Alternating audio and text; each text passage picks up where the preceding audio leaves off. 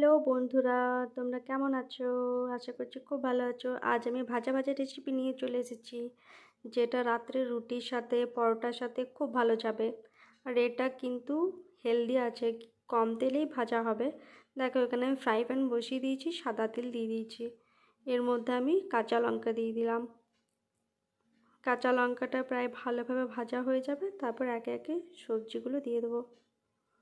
এটা তোমরা কিন্তু এখন খেতে পারো, এই শীতকাল চলে গেলে আর কিন্তু খেতে ভালো লাগবে না। শীত তো প্রায় শেষই মুখেই।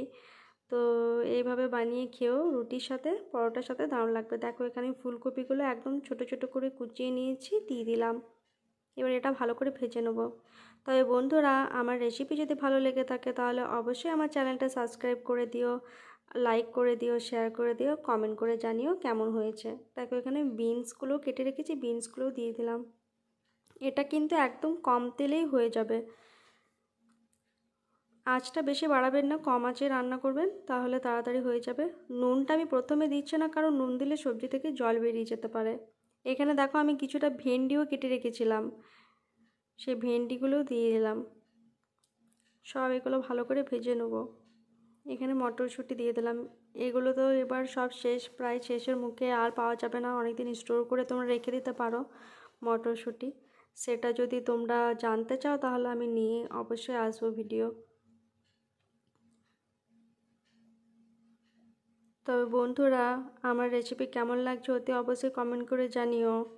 এই যে দেখো পরিমাণ মতো আমি লবণটা দিয়ে দিলাম। এখানে হলুদ গুঁড়োও দিয়ে দিলাম। এবার এটাকে ভালো করে ভাজতে দেবো। খুব বেশি তেলের দরকার হয় না, তোমরা ঢাকা দিয়ে চেপে চেপেও করতে পারো। এটা কিন্তু রুটির সাথে খেতে দুর্দান্ত লাগে, রুটি বা পরোটা।